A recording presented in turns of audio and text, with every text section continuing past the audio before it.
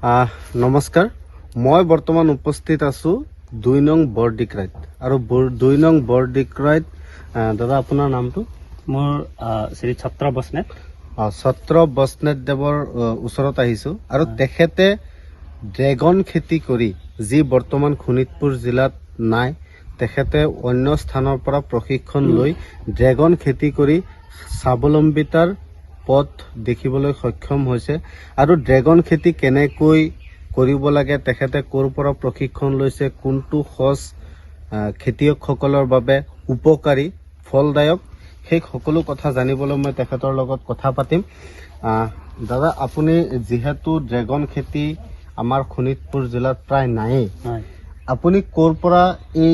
বীজ আনিছে ক'ৰ পৰা পুলি আনিছে আৰু কেনেকৈ আপুনি এই যাত্ৰা আৰম্ভ কৰিছে আপুনি অলপ আমাক ক'ব নেকি হয় মই প্ৰথমতে মই এজন ডেইৰী ফাৰ্মাৰো হয় প্লাছ মোৰ চাহ বাগানো আছে গতিকে ডেইৰী আৰু চাহ বাগান চাই পেলাই আপুনি যদি উপাৰ্জনৰ যদি কম সময়ত বেছি উপাৰ্জনৰ যদি ৰাস্তা আপুনি যদি চাই গতিকে মই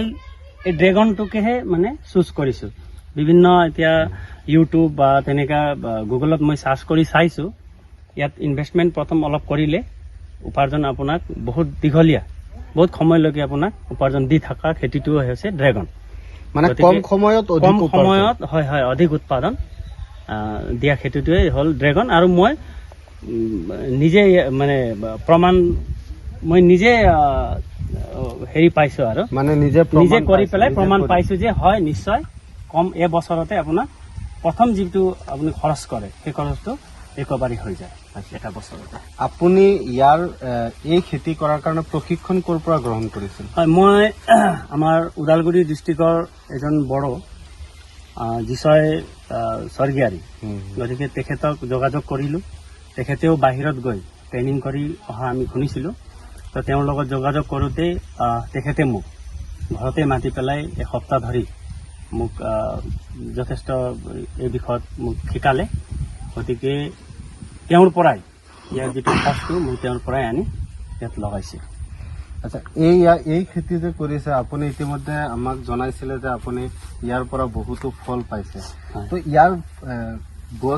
গছজোপা কেতিয়া ৰুব লাগে কি পদ্ধতিত ৰুব লাগে আৰু কেনেকৈ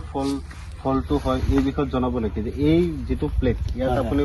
গছ ৰুইছে বাহিৰতো পিংক হয় বাহিৰত আৰু ভিতৰত আপোনাৰ ৰঙা হয় লাল হয় আৰু খাবলৈ যথেষ্ট সুইট মিঠা ৰুইছে কোনটো মাহত গছজোপা ৰুব লাগে এই বিষয়ত ক'ব নেকি অলপ এতিয়া ধৰক আপোনাৰ মাটি চাই হ'ব যদি আপোনাৰ মাটিত পানী যদি জমা হয় সেইটো মাটিত আপুনি ড্ৰেগন কৰিব নালাগে যদি মাটি পানী জমা নহয় আৰু বালিচহীয়া মাটি পানী জমা হ'লেও সোনকালে তাত গুচি যোৱা যদি চিষ্টেম তাত থাকে তেতিয়া সেইটো মাটিত আপুনি ফেব্ৰুৱাৰী, মাৰ্চ, এপ্ৰিল, মে, জুনলৈকে আপুনি এইটো তাত ৰুব পাৰিব বাৰিষাত আপুনি এভইড কৰক তাৰপিছত বছৰত আপুনি 6 মাহ ইয়াত ৰুব পাৰিব আৰু ইয়াত ইমান পানীৰো ইমান দৰকাৰ নাই গতিকে এসপ্তাহত আপুনি এবাৰ ইয়াত পানী দিলে নিশ্চয় নিজে ইট হৈ যায় কেকটাছ প্ৰজাতিৰ হয় গতিকে ইয়াক ৰ'দটো যথেষ্ট লাগে গতিকে এটা পোষ্টত আপুনি কিমানটা পুলি ৰুইছে এটা পোষ্টত মই 4টা লৈছোঁ এনে ইয়াৰ চিষ্টেমটো 4টা ৰুব লাগে এটা পোষ্টত আৰু পোষ্টটো আপুনি এনেকৈ বনাব লাগে যাতে 30 বছৰ 50 বছৰলৈকে যাতে পোষ্টটো লাষ্টিং হয় ভালকৈ পোষ্টটো বনাব লাগে পকাৰ হ'ব লাগে ওপৰত যদি মই প্লেট দিছোঁ কিছুমানে টায়াৰ দিও কৰে এইটো কিন্তু টেম্পৰাৰী বুলি মই ভাবোঁ গতিকে মই প্লেট দিছোঁ পাৰ্মানেণ্টলি বনাইছোঁ গতিকে যাতে 30 বছৰলৈকে যাতে একো নহয় আচ্ছা ফলটো মানে ভেৰাইটি বহুত থাকে ড্ৰেগনৰ এইটো কোনটো ভেৰাইটি হয় হয় আমি শুনা মতে আমি জনা মতে য'ত আমাক কৈছিলে এইটো 150-200 মান প্ৰথম ফ্লাৱাৰ হোৱাৰ 40 দিনত ফলটো পকে ইয়াৰ যিটো চিষ্টেমটো তেনেকৈ ফুলাৰ 15 দিনত ফুলটো খৰে ফুল খৰাৰ পুৰা জুন মাহ মানে 2022 জুনত ৰুইছোঁ 2022 জুনতে মই প্ৰডাকশ্যনটো পাইছোঁ মানে এক বছৰত আপুনি 4 কুইণ্টেল মাল বেচিব পাৰিছে 4 কুইণ্টেল মাল আধা বিঘাত বিক্ৰী কৰিব পাৰিছোঁ প্ৰথম বছৰত ইয়াৰ পিছৰ বছৰৰ পৰা ইয়াৰ বাই ডাবল হয় ইয়াৰ প্ৰডাকশ্যনটো পাওঁ বুলি মই আশা আপোনাক এই ক্ষেত্ৰত আৰ্থিকভাৱে কোনটো প্ৰতিষ্ঠানে সহযোগ কৰিছে হয় ইয়াত আৰ্থিকভাৱে মোক আমাৰ নিকটৱৰ্তী আমাৰ বন্ধন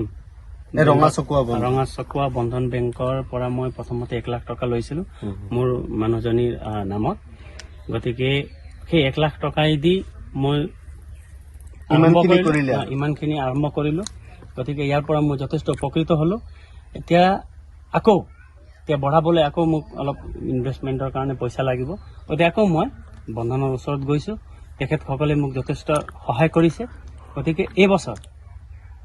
মই পইচাও পাইছো, লোনো পালো, গ্ৰাণ্ট হৈ গ'ল। গতিকে মই আৰু 1 বিঘা আৰু মই 1 বিঘা বঢ়াম।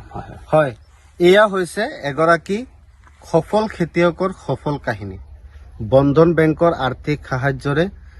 স্বাৱলম্বিতাৰ পথ দেখিছে এগৰাকী সফল খেতিয়কে, আৰু ড্ৰেগন খেতিৰ দ্বাৰা তেওঁ বৰ্তমান সফলতাৰ মুখ দেখিবলৈ সক্ষম হৈছে। আৰু এনেদৰে ড্ৰেগন খেতিৰ দ্বাৰা আৰু শোণিতপুৰ জিলাৰ বহু নিবনুৱা যুৱক যুৱতীসকল স্বাৱলম্বী হওক,